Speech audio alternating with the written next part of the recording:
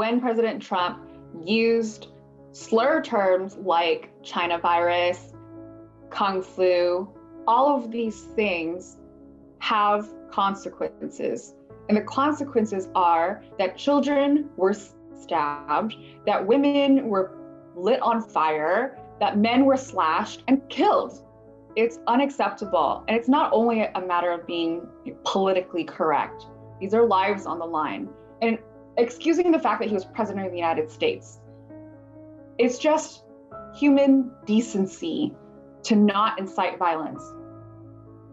My name is Amanda Nguyen, and I'm a civil rights activist. As someone who has lived the Asian American experience all my life, I've grown up with racism and prejudice, but since COVID, that has risen, and dramatically so.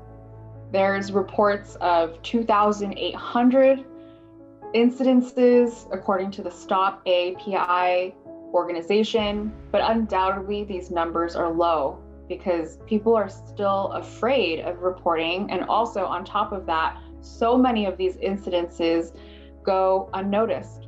The mainstream media does not spotlight our stories enough. We matter, and racism is killing us. Honestly, when I posted it, I was just so furious, like blood boiling in my veins furious. And when I woke up and I saw that so many people had responded to the call to action, which is please share our pain and grief. During these past several months, there has been a fog of fear. I've heard from so many Asian Americans who have taken extra precautions, to look a certain way, be a certain way, so that they're not stabbed on the street or lit on fire or randomly attacked. These incidences have increased dramatically because of what leaders have told people about the Asian American community. There have been leaders who have scapegoated us, called us terrible slur words. Kung flu. And when you have a pandemic that is killing millions of people, it's easy to have a target group to channel that hate towards. We were that group. We still are. We've had presidents like President Trump who have blatantly been racist. The China virus. And that has resulted in deaths. That has resulted in these killings. So I know President Biden has issued an executive order, but there's always more to be done.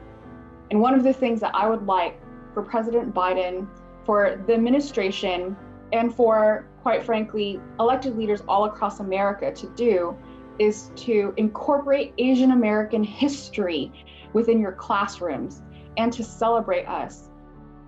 There are very painful moments where you have to consistently prove that you belong. So during the pandemic, I have noticed racism, everywhere.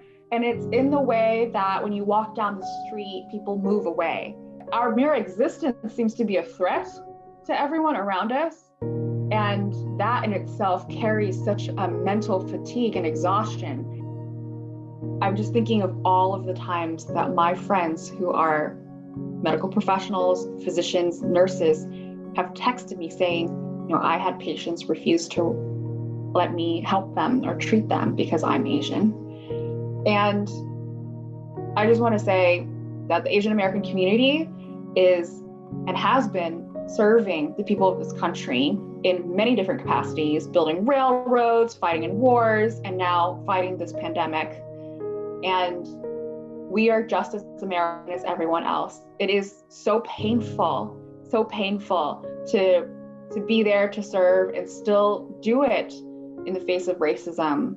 So the basic thing is silence is violence.